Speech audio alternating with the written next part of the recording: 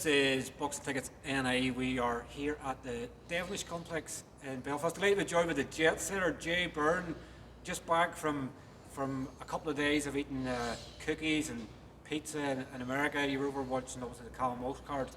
Yeah. I guess probably a good place to start. Probably great night, probably in some ways for obviously Irish boxing. Obviously they're saying obviously it's billed as the biggest Irish card in New York. I guess obviously you firsthand, obviously you were there. Yeah, it was great. It was a great few days, to be honest with you. Yeah. Great crack around the place. Stayed in the hotel where all the fighters and that were staying. They done their wine and that. It was great atmosphere, great crack, and the Irish done themselves really proud. All the fighters in the card should be really proud, winners and losers. It was a great card. Yeah, I really enjoyed it. I guess for you in some ways, obviously you were there to support the sort of boxing, but in the same way, obviously you use it in the most of the game nowadays. Obviously it's building contacts with obviously the likes of Tom Loeffler and Dana White and everything else. So I guess sometimes it's good to see how somebody else is doing things, particularly in America, to what you're doing here in Ireland. Exactly. It's every day is a school day, you know what I mean? And once the card was announced, I decided I was going straight away. I wanted to go to it, and again I wanted to support the lads as well, but it's good to see how the other people do it. And then again I met some good people over there, made some good contacts over there, and genuinely just it was a real relaxing trip. You know, I was in New York last year, I was with the kids, and that's how you're day in day out going to do tourist things, you know, visit this attraction, visit that attraction, bring the kids for lunch, bring the kids for dinner, and everything was kind of, you know, like a timetable kind of thing. But with this it was just get up, relax. Myself, Mick and Jerry Hughes were in the gym every morning doing a bit in the gym, then myself and the missus would head off then in the afternoons and just do a little bit. The evenings it was real relaxed. Like it was a great trip, but again made good contacts, some good conversations about some of my lads for later this year and early next year. And yeah, the show itself was really good. Like, you know, it was good to be able to sit back, relax, have a beer and just relax at the boxing and enjoy it, you know. Was that more for like some of your fighters maybe potentially appearing in cards in America, or if obviously Tom Loeffler comes back to Ireland? Yeah, a bit of both. Obviously Sam Kinnock obviously has charge, and obviously Dean Sutherland probably didn't get the foothold into the fight. I thought Callum Walsh was incredible on Sunday night. I don't think he missed a punch. No, you just don't know how good. You just don't know how good he's going to be. Callum, so far he's ticking every box. He's fantastic. His performance. Dean is a good boxer. People didn't get to see that. Dean is a very good boxer. Like, he boxed Keane McMahon a number of years ago. I vacated my Celtic title for the two lads to fight for it at the time and hoped that Keane McMahon would win it, and then the fight came for the Irish title. But Dean beat him for the Celtic, and Keane McMahon was no slouch either when he was boxing. But Dean is a good boxer. Didn't get to show anything of what he had, and that was down to Callum. Callum's brilliance. You just don't know how good he's going to be, like how far he's going to go. He looks like he's going to go all the way. He looks like he packs a punch. He looks like he's technically sound, and yeah, it was really good to witness it and see it up close. You know. I'm not sure if you've seen comments sort of since afterwards, sort of people sort of saying like Callum Walsh hasn't fought anybody yet, and it's sort of, it's like until he fights one of the top guys in the division. But I think sometimes people forget he's 13-0. He's 24, 25 years of age.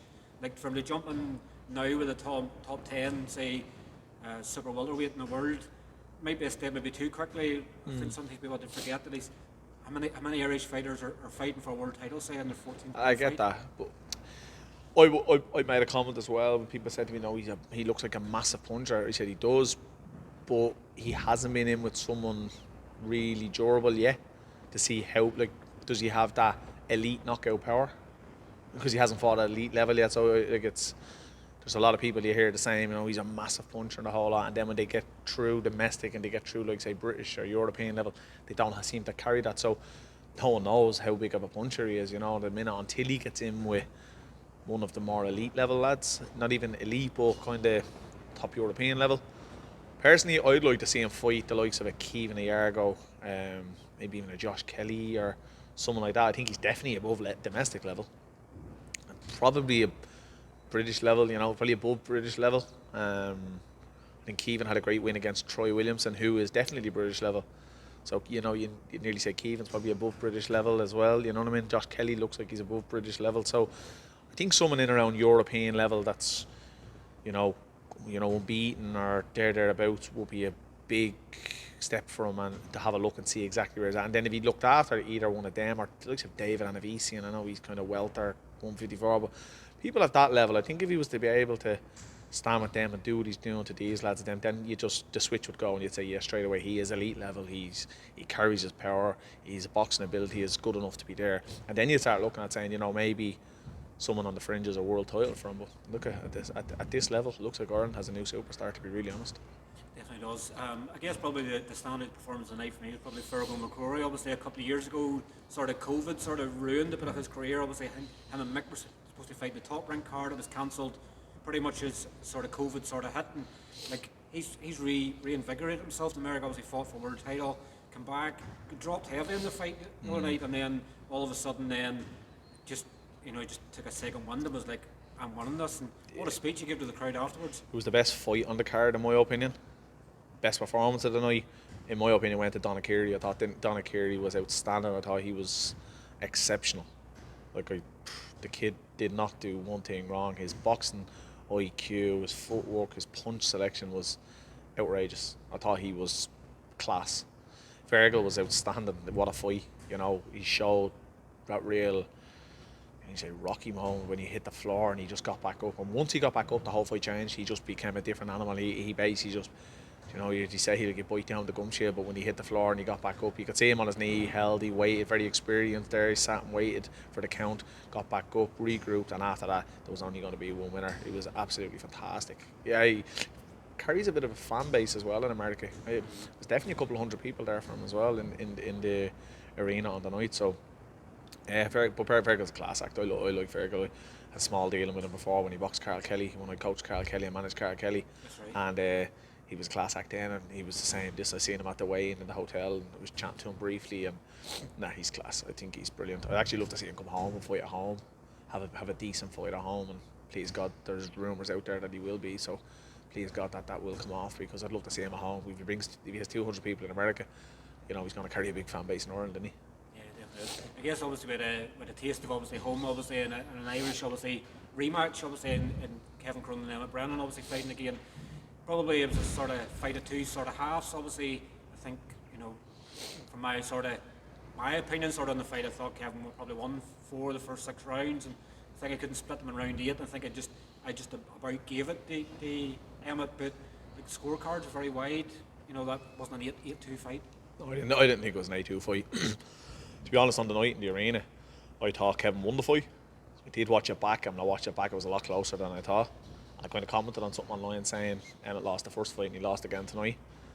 On the night, I removed it because when I watched the fight back, you could see that he possibly could have won. I thought he was very good at times. When it got into the second half of the fight, I thought he held his distance very well. He picked some good shots. I thought Kevin played into his hands by kind of going forward a bit too much, and he was leaning in and jumping into some shots.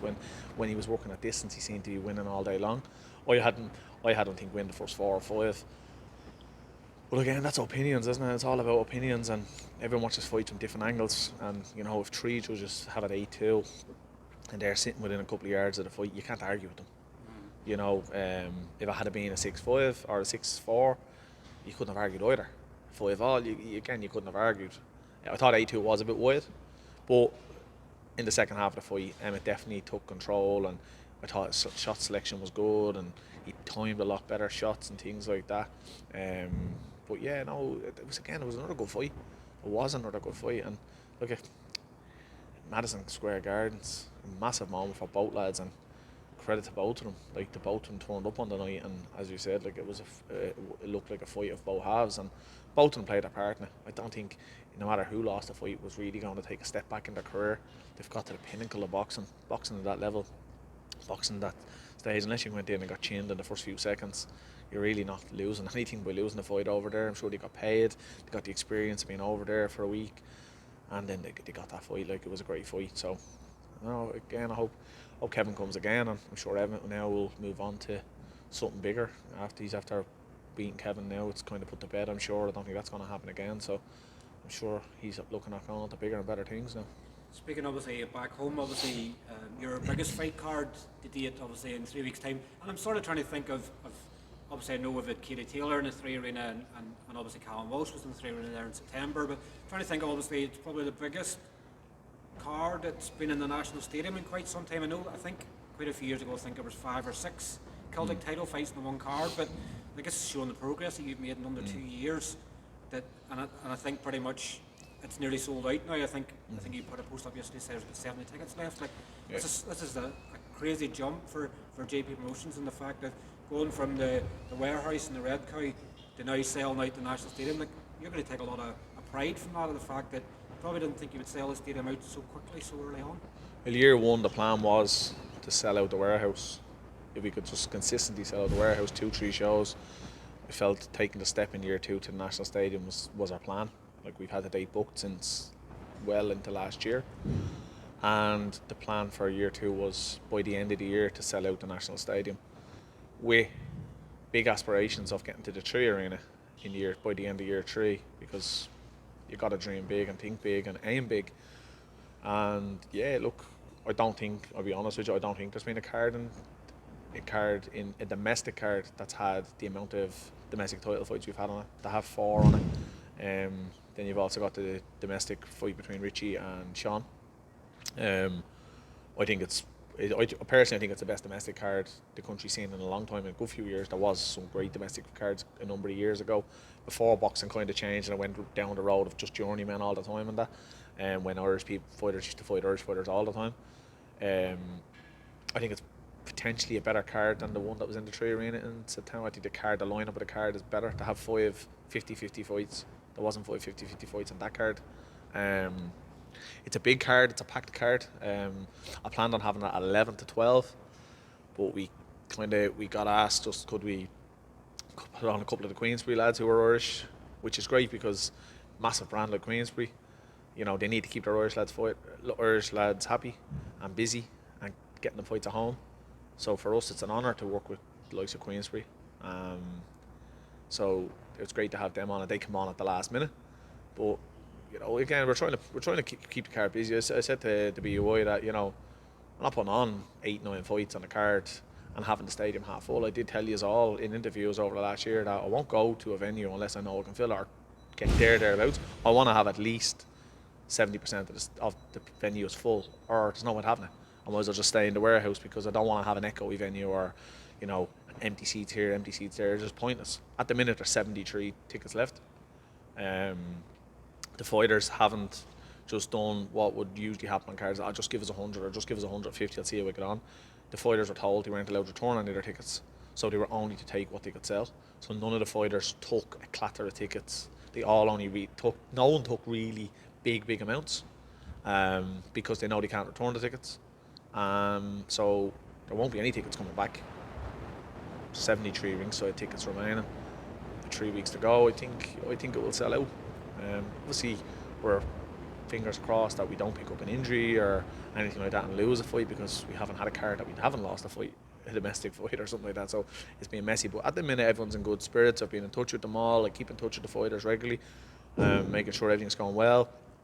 We kind of went quiet for a couple of weeks because we released it, we got it out there, a bit of talk, a bit of noise around it, and then we go a bit quiet for a couple of weeks, let the lads go to work, do their bit, and now the promotional work is starting. The last few days, you'll see just starting to get the promo videos starting to be leaked out. Trying to get the fighters together to do some promotional work is a bit awkward at times, because they're all come from different areas and things like that. So we're using some training footage and things like that, and fight clips and things. We're going to put together some promotional work and start bumping it up in the next couple of weeks. There is a possibility that there could be something big happening for the card. Nothing has been confirmed yet, but there is strong possibilities that we could have a big announcement in the next week, which I feel will take domestic boxing in Ireland to a different level.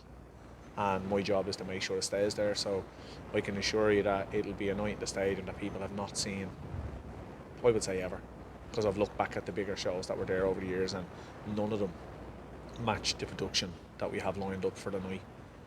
Again, you have 5 50-50 fights on the card. I don't bring in a bad level of journeymen. I try keep them to a somewhat high level. Some fights I'm not able to pick because the teams want a certain opponent and he could be a weaker opponent and things like that, and I get that, but I feel the standard of boxing will be one of the best the National Stadium has seen. The production will definitely be the best the National Stadium has seen. And yeah, we've some few things lined up for the night and things like that to make it a night's entertainment for everyone there that's in attendance, and that's my plan.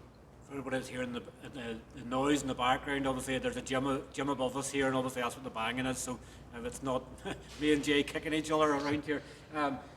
Sort of for Senan and Deco, it's third time lucky. Obviously, they're supposed to be towards the end of last year, I think was it, and then February. And then February, and obviously now. But like, it's a really great fight they obviously have as a sort of as a main event in the card. Obviously, Irish title on the line as well. Obviously, and Senan defending.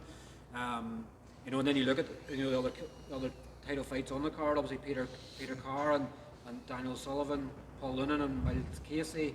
And Glen, your brother, obviously, and Charly Lopez. So, like, just that fourth portion of the card, you know, is probably been enough to sell the stadium potentially itself. You know, when you're seeing four title fights, and then you've say the 50-50, you know, and Sean and Richie as well. So, yes, you know, you would think for the 5 domestic fights you set out the stadium. I'd watch me wording and saying this, but the Irish people don't support the way the people say in Belfast do, the way some of the people in some of the towns and cities in the UK do, where like a lad can go out and sell 500 tickets, go out and sell 1,000. The biggest ticket seller we have on the show for this show is like 150, and that's not one of the title fights. You know what I mean? I think it's only grown. I think it's only coming. I do a lot of work with my lads, and I try to teach them ways of selling themselves and, you know, little things, you know, and a few of them have took the steps in this camp, and they've got posters printed out, and they've got QR codes on it to their Revoluts and to their links to their tickets and things like that, and they've stuck them around their areas and stuff. I know Senan, for instance, is going to a school in his area on Friday to give a bit of a presentation and stuff like that, and they're all starting to do things like that. And I do believe they're growing. I've seen an influx in Glen, especially Glen would have always done about kind of 50, 60 tickets, and we've implemented some things to his way of going about fight camps and the way he goes about selling his tickets and things. And for this one, he's over 100 tickets. Now, that will also be a part of that. He's fighting for the title, I'm sure, as well. But he's over 100 tickets. He's on 110 or 115 now at the minute. There's other lads that are fighting for titles that can't sell over 40 tickets. You know, so the problem with that is you always have to fight in the away corner, because there's always costs around title fights. And if you're not selling enough tickets to cover the costs, it's impossible. It doesn't work. So I just look, it's grown. I think if people come to this show and they see that it's a massive production is good, the show is good, and it's a really good night's entertainment, and the music is good, and everything around the show is good. There's a good atmosphere in the place and the whole lot. I'm hoping everyone that comes to that show will want to come to the next show. And that's what I've said about the warehouse and things like that. And if that happens, and we can keep rolling out these cars, me and Butch have sat and already discussed that we're looking already today at potentially our next show in the stadium, and we've already got 6 domestic title fights earmarked that are definitely doable to make. You know, and that's our plan and that's our job. So, you know, the warehouse will be used again and sold to Devonish, and they'll be the stepping stones, because certain lads can't fight for that title until they have this fight or have that fight, or they've come off a loss, so they need a win. And that's what them shows are going to do now. And please God, we'll go back to the stadium in, you know, October, November, and please God, sell it out again with another big card. And if the likes of Queensbury or a Match Room or a Wasserman or someone like that need to get some of their Irish lads on a card to keep them busy in the whole lot, we'll gladly oblige, because again, to be even in conversations with them people a year on when we started is brilliant. It's amazing for us. For you, particularly obviously in the south, obviously we know that the sort of dark years, obviously, where boxing wasn't happening, obviously, and you know, even look at Keary, obviously it took so long to get her a fight card. Is it just the fact that maybe a bit more volume will come of cards, that, you know, more national stadium cards, more arena cards, that people will start to buy into the influx of fighters there, or do you think it's a sort of going to be a slow burner for some to get the big ticket sales? No, do you know what it is? I think it's just, there's been cards. There's been a fair few cards in the south. This year looks like it's going to be a very quiet year in the south, to be really honest with you. And I feel a bit of responsibility to keep that going and keep it going and making sure that we keep progressing in the whole lot. We went heavy last year with 6-7 cards, and you know, it was, the warehouse can only do a certain amount of tickets, so you can only bring a certain amount of revenue. And that revenue wasn't enough because we weren't making any money. And it became a whole year of working our asses off and keep working, and we weren't making any money. So this year we had to change the model. So that's what we're doing. And I believe getting your 100 people there, them saying, wow, that was amazing, that was a great night, and going off and telling a few of their friends and the whole lot, can turn your ticket sales into 120, 130, 140, 150 maybe double. If 100 people go away and tell all their friends, and one of their friends come with them the next time, you're up to 200. And I think that's how it can grow. But it's up to the promoter, because everyone goes to the big cards. Everyone always wants to go to the SSC in Belfast, and everyone wants to go to the 3 Arena cards, but they don't want to go to the smaller cards. And I understand that, because again, sometimes it's in a small hall, or it's in a show, it's in a small little venue, and it can be a little bit dingy at times, and people don't really like the setup and things. I get that completely. But when you're putting it in an arena or a stadium, people go, you have to make it look good. Like, as I said, I know when people walk into this, I can tell you now, when people walk in on April 12th and see the production, they're going to just go straight away, wow, never seen it like this before, this looks amazing. And then we always have been commented on, the atmosphere and the music in between the fights and all is always great crack, and it gets the crowd going on. That's not going to change, and then we have a little thing for the break. We're going to do some a free raffle to everybody, so everyone who has their ticket stub will be automatically into a raffle, and there's a few prizes and things like that. So again, it's just try and make it entertaining, because if you come to support your son or your nephew and you have no interest in boxing, but you feel you have to go and support the family member and the whole lot, I don't want you sitting there all night twiddling your thumbs waiting for the bus to go home. I'm trying to make a bit of entertainment. If a song comes on you like, you sing along to it, you have a drink, and you can bring your drink to your seats as well in the stadium, which is a big plus as well. And then you get a raffle, you might win a prize, you might win a hamper, you might win a night away or something like that, and it hasn't cost you. So for your ticket, you've got a great night's entertainment. You've got to support the person who you have to go and watch because you don't like boxing. You might have won a prize, and you get on that bus going home and go, you know what, I can't wait, let me know when the next one of them is on. And that's my job as the promoter. We're not facilitators. We're not just these people that throw a ring in the middle of the thing to facilitate a fighter to get a win on his record. It's about us being a promoter to promote events and promote shows and things like that. And I feel we're good at it, and I don't feel we're going to get any worse at it. I think we're going to just keep getting better and better and better, because I've been to a lot of the big shows. Again, I was in America last week. I've boxed on the big shows, and I'm taking bits from them all, and I'm putting my own little stamp on it. And I feel we're doing a good job. It's sometimes, obviously, as me and you both know from obviously going to cards and things like that, sometimes until you get to like the really meaty fights in the card, sometimes people won't come and watch. And for people that's lower down the card, maybe people aren't interested in boxing, you're sort of rewarding people in some ways by going, stay and have the experience, watch the card. You might win some prizes here as well. So it's rewarding them for going, sit in your seat, enjoy your night of boxing. Exactly. You've paid your money for your ticket, so why not get more value for your money and watching other fighters? And that's sometimes what we miss in this sport, because until someone gets to a good level, they don't get support. Exactly. So you're sort of going, stay and support some of these guys. You might actually like someone, you might actually start following some on social media, help them build their own. And that's my job, and I said that from day one. And that's why we had dancers on some of our shows, we had singers on some of our shows, we shot the t-shirts out of the guns on another show, because the kids loved that. There was kids in attendance, and they were all like waving and waving and waving at me when I was shooting the guns to try catch a t-shirt. So I was shooting them at them on purpose to give them and things like that. But that's part of the entertainment. You're not there just to entertain the boxing fan. You're there to entertain the whole audience, and you're to try grow this audience. That even if it comes to a case that someone goes, say, to watch Glen, but they really were impressed by Peter Carr and Daniel's fight, or Paul Loonam's fight, or something like that, and they keep an eye out, Glen's not fighting the next card, but I'm going to go to that JB promotion show because such and such was fighting and he was deadly, and that night the last time was brilliant. So they're growing a fan base. We want to grow our own fan base, so people want to come to our events because they're a good night out and they're a good atmosphere. And I kind of find that in Belfast that happens a lot. When the boxing's on, people, the locals, just want to go and watch the boxing. It doesn't matter who's fighting, they want to go and watch the boxing.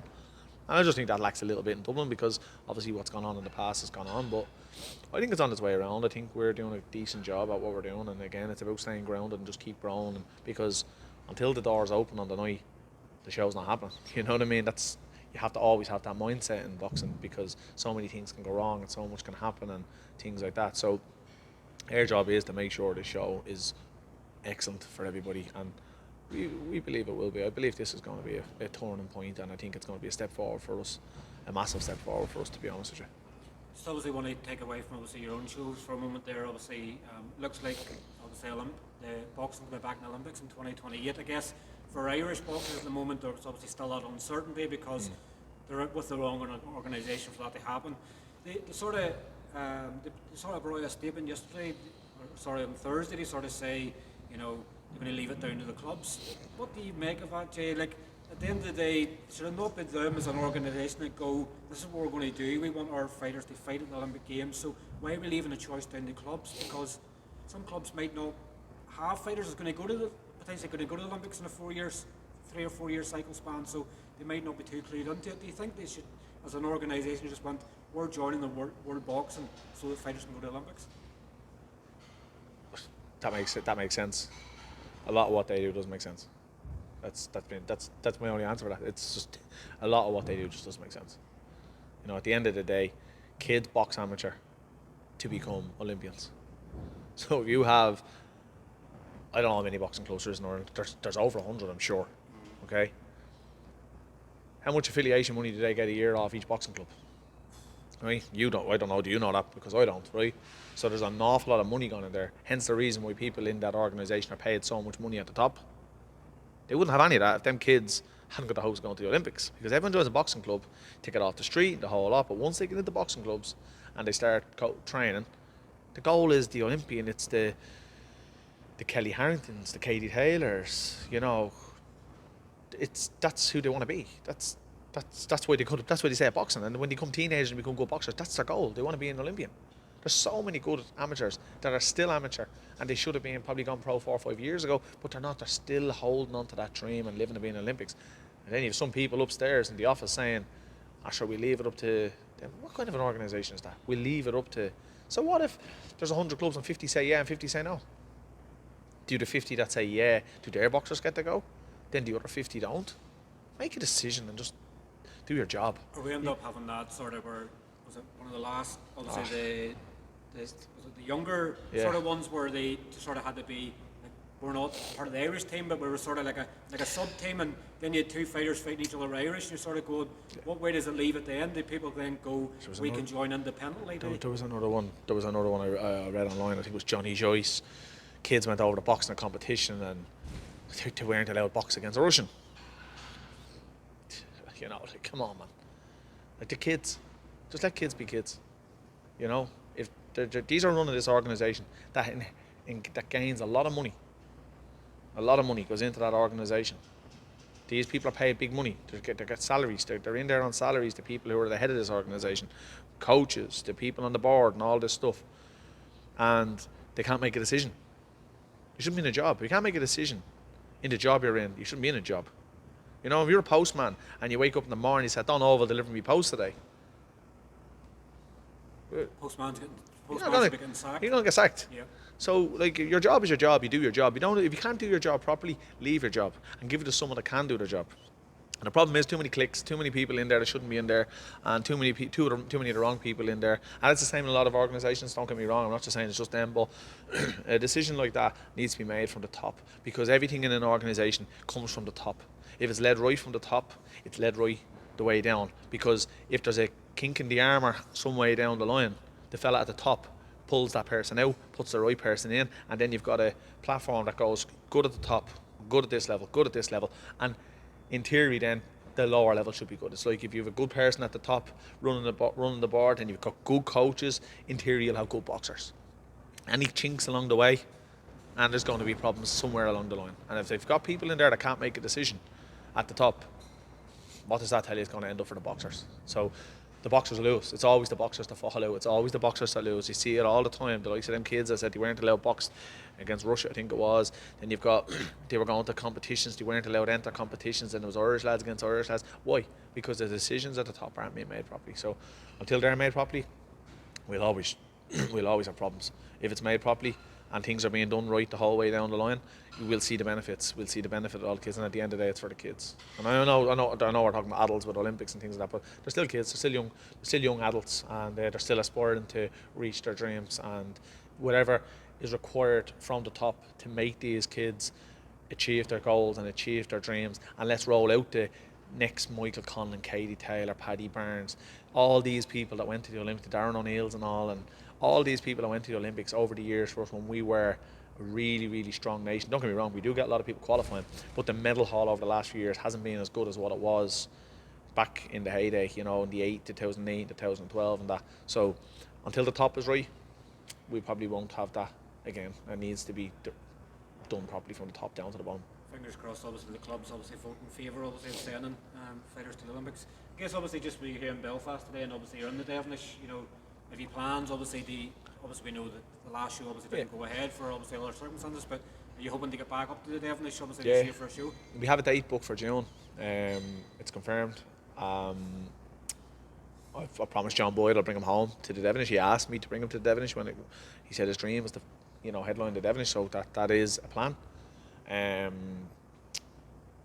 A fight I'd like to make would be, I'd like to get John out in the Devonish, and I think John against the winner of Sean Murray and Richie, maybe for the Celtic title. I think that'd be a good step up for both lads. I think either one of them would be a 50-50 for John, and I think it'd be a good fight for them. That'd be something I'd be looking at. That'd be my little plan for that. But yeah, we plan is to come back here in June. There is rumour of a show in Dublin in June, a big show in Dublin in June, and it's rumoured for it to be the same date. So my plans may be scuppered a little bit because I'm not going to run the same date as the big outfit, but that has to be confirmed and released before I'll make our final decision. But it will be in June. Please God, one of the weeks in June. If not, it'll be the end of May or it'll be the start of July. That is our plan to come back. We definitely want to come back to the Devonish. Obviously, it was out of our hands what happened the last time. Everything, in my opinion, was going perfect for it. I thought our press conference went really well. The people of Belfast came out and supported, which was my big fear, and I thanked them massively today at the press conference that they did all come out and support. And I feel we definitely have room up here to grow, and we work with everyone up here on that, so we've no issues with that. And obviously I know you've obviously out here in 2 weeks' time, obviously in Podge's first card. Yeah. Obviously I'm sure you've probably been passing all those tips and stuff on to obviously Podge obviously with his first of hopefully many shows, but great to obviously see another obviously promotional outfit coming into the game. 100%. I guess it takes some of the pressure off you because a lot of the shows last year were all JB promotion shows, and obviously we know Mark's done a show and stuff this year, and the more promotion in the game the better. Yeah, well, the more shows, the more boxers progressing. The more domestics you can make. The more domestics you can make. The more boxers, the more tickets we all sell. But not only that, the more progression boxers are making, that they can start getting into bigger fights. And my plan is that boxers don't all. I said it from my first press conference. My plan is when we're building is in time that boxers won't have to go to the UK to take away corner fights. We can start bringing them in as the away corner, and we can start running bigger shows in Ireland. And that's the more promoters we have, the better for boxing. And again, we've said it. I think we should. We're willing to work with everybody. There's no. You look at my card now. I don't know. I haven't counted, but I don't know how many. But there's boxers coming from all angles on my show. It's the way it's always been. Are you still sort of having to sort of keep a bit of paper obviously at hand to sort of say, because you've obviously quite a lot of fighters obviously on the books. Are you sort of at the max here at the moment? Sort of where are you sort of now? Because I guess you always have a limit, because if you have too many fighters, it's hard to keep them all happy. No, actually, do you know what? I haven't been signing many at all, and there's a couple that have gone. I've parted ways with Matthew, and I've parted ways with Lee. No bad grounds around. Matthew is planning on going to America. He's going to train under Wayne. I don't know who he's going to be managed by, but they said they were offered a deal in America that paid great money and guaranteed him a lot of fights in America. I was never going to stand in his way of that. That's my dream, to get me fighters to a level where they're guaranteed money and they're guaranteed stability. Me and Matthew were like brothers. I was coaching Matthew. His last fight, coached him. The fight before that, senan, I was coaching him a little bit coming, but then he was taking a senan fight, so I had to kind of take a bit of a back step. But I done the strength and conditioning. He had to send me his weight every morning, every night. I had to send him his diet plans. Even when he weighed in for that fight, I had given Louise a list of all the foods he needed to eat before the fight for his hydration and his fueling. And Louise handed him a bag of all his meals for that, and what wants to eat at what times and all that stuff. I've done everything for him: strength and conditioning, boxing, coaching, his food planning, his weight cuts. And he went over to Wayne. He liked it over there, and he just wanted to go back there full time. So I just said, yeah, look, no problem at all. His father asked me would I release him from his contract so he could go over to America, and he told me about a deal he'd been offered. So I said, yeah, look, 100%, wouldn't stand in his way. I was disappointed, I won't lie, because I felt I'd done a lot for him.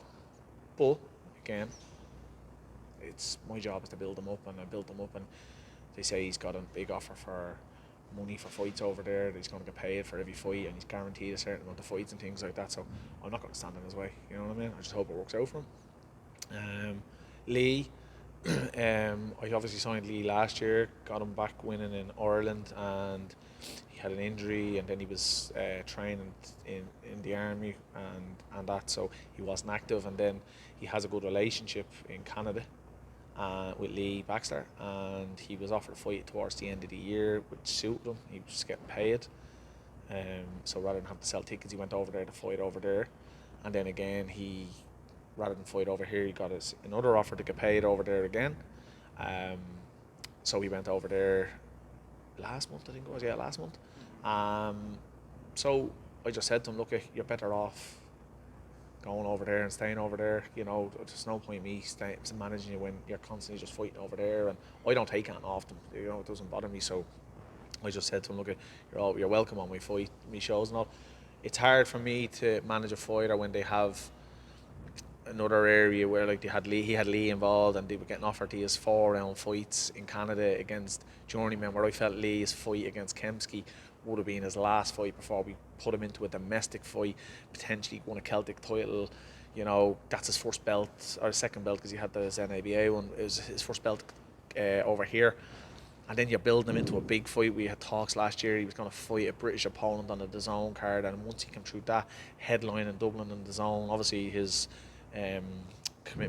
personal commitments out, and they were better. Your personal life and your earnings and your career is a lot more important than part-time boxing. But that delayed him, and then when he had that comeback fight in November, it was like happy days, he'd be ready to go this year. And then he went over and he had another 4-rounder against an opponent that the last two opponents, like one of them had a decent enough record, he'd been in with good people and the whole lot, but the last lad, I think he was 2-0, but I felt Lee at that stage was ready to, like, he's ready to go. He doesn't need them fights. And travelling across the world to have them fights, I'd rather him travel across the world into a big fight, you know. So I just said to him, look, I'll work with Lee. That's obviously the plans. And then we'd like to, if he wants to ever box on my shows or anything like that, he's more than welcome. So again, he was a friend before I managed him. So Matthew was a personal friend and close to me, because I know Matthew lost all his weight with me before he ever thought about going back boxing. So both of them, there's no, I've parted ways or any way negative. It was 100% positive. I still train in the same gym at Matthew and that, and I still hold pads for him the odd time.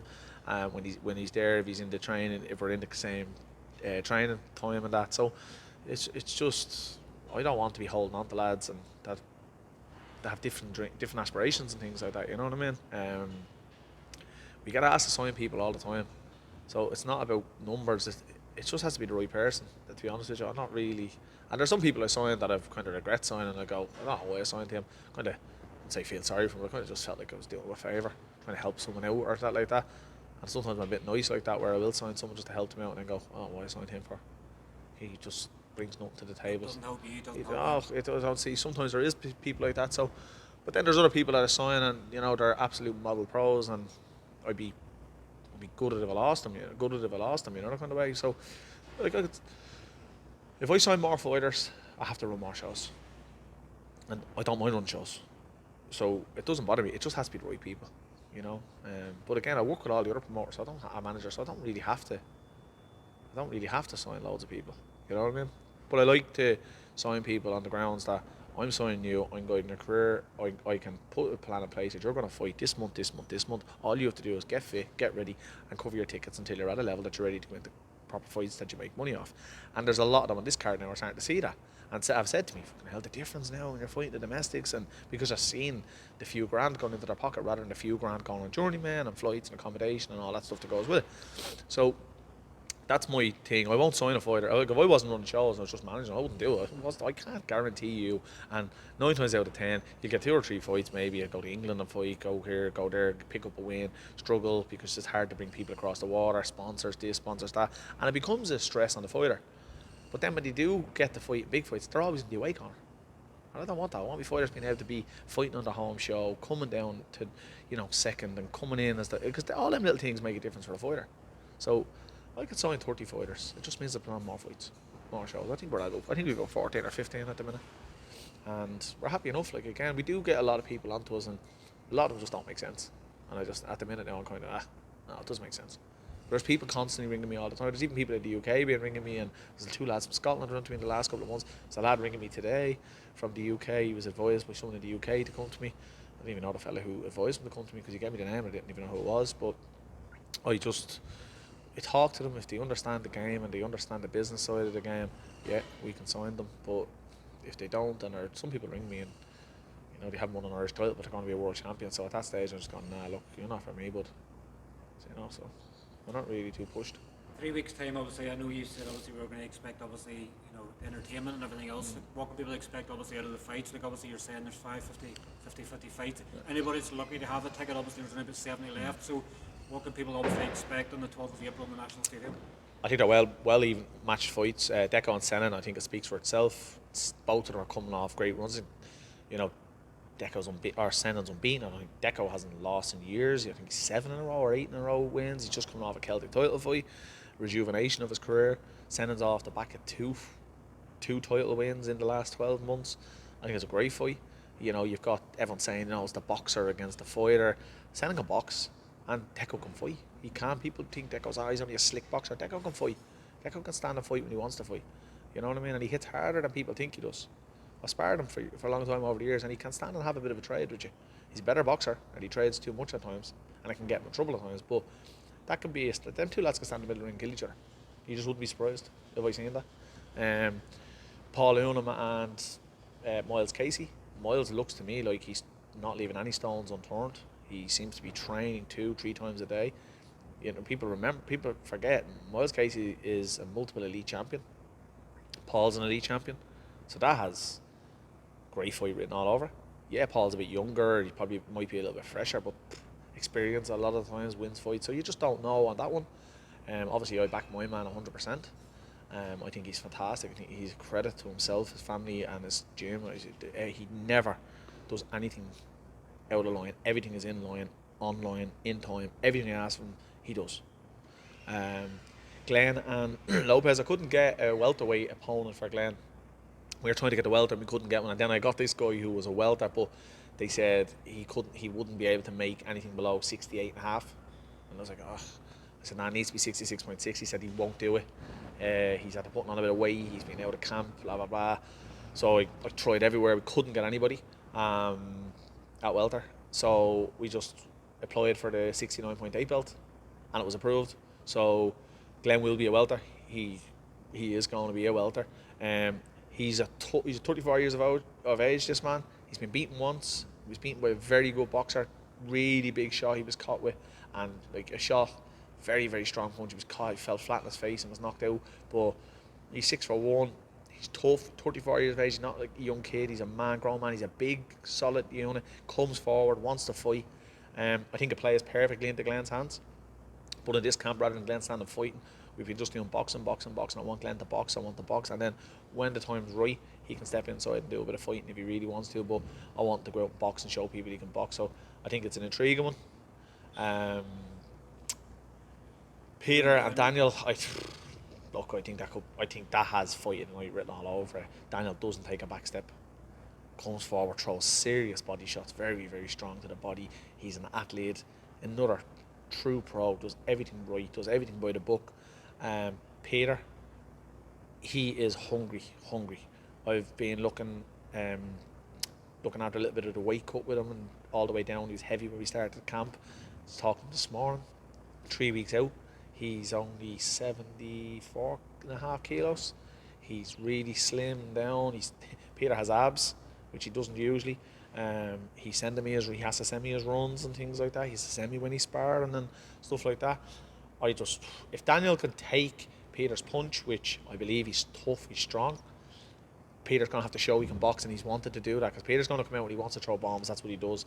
But he can box, and he can box really well.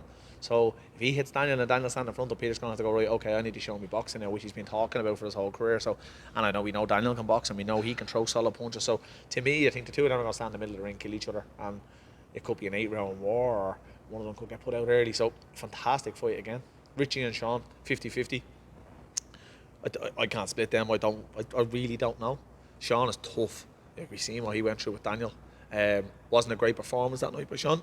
A lot of stuff that we had discussed previously didn't happen. He had a few little issues in that camp regarding training and stuff, but Richie has looked really good. I thought Richie's looked really good. He showed a good range of boxing. He shows that he can box. He showed that he's also tough. I think that's a real 50-50. And I think the winner of that should be going on to the next fight for them. Should be the Celtic title 154. Look, we'll leave it there. Obviously, you've got 45 minutes at you in Belfast. Obviously, we'll look forward to 3 weeks' time, National Stadium. Obviously, if you haven't got your ticket yet, you better be very quick so everybody run out. But Jay, thanks as always for your time. And we'll see you in a couple of weeks' time. Yeah, thank you, and thanks for all the work you do, Steve. Cheers, Jay. Take care.